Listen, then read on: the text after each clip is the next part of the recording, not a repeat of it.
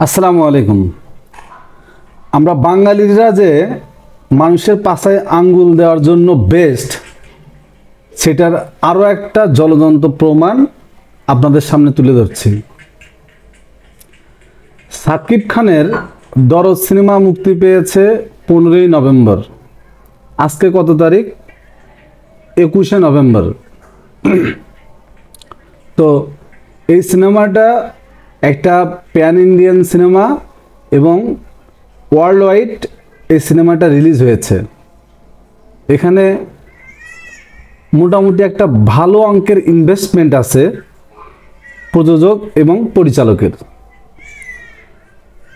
পাশাপাশি সাকিব খানও কিন্তু কঠোর পরিশ্রম করে গেছেন এই সিনেমাটা ভালো করার জন্য।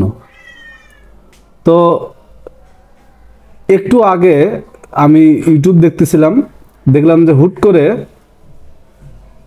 দরদ সিনেমাটা চলে আসলো। আমি তো অবাক।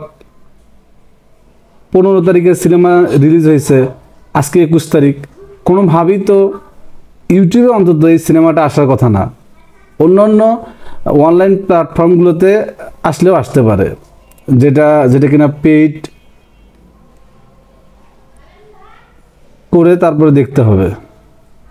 তো এর কিছুক্ষণ পরে আমি চিন্তা করলাম যে ডাউনলোড করে দেখি আসলেই কিনা সেই দরদ সিনেমাই কিনা সাকিব খানের।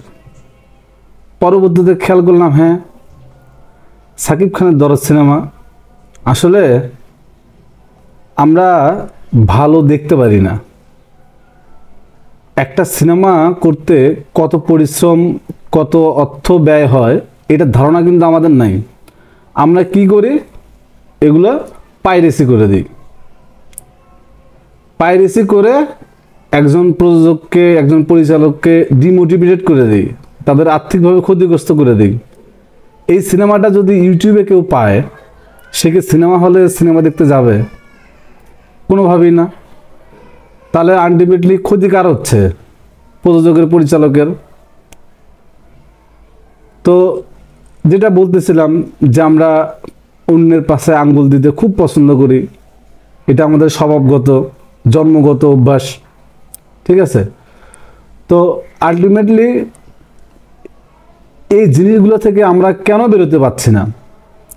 যদি এই ধরনের চিন্তা ভাবনা থেকে আমরা না বের হই, দেশের কোনোদিন উন্নয়ন হবে না। এটা সিনেমার ক্ষেত্রে বলতেছি, যে স্পেশালি সিনেমার ক্ষেত্রটাতে কোনোভাবেই উন্নতি সম্ভব না। তারা চেষ্টা করবে, আপনারা ধ্বংস করবেন এইভাবে, তাই তো? তো এই জিনিসটা অন্য ক্ষেত্রেও কেউ উপরে উঠতে গেলে আমরা টান দিয়ে তাকে নিচে নামাই দিই। এটা মানে একেবারে আমাদের স্বভাবসুলভ কাজ। এগুলো থেকে বের হয়ে আসতে হবে। দেশে এত কিছু পরিবর্তন হচ্ছে, এই যে যারা আঙ্গুল দেয়, অন্যকে উপরে উঠতে দেখলে টেনে নিচে নামাই দেয়, এগুলোর একটা শাস্তির বিধান করা হোক, কঠোর শাস্তির বিধান। ঠিক আছে? যে ইউটিউবে এই সিনেমাটা ছাড়ছে, তাকে কঠোর একটা শাস্তির আওতায় আনা হোক। আমি স্পেশালি আমার পক্ষ থেকে জোর দাবি জানাচ্ছি।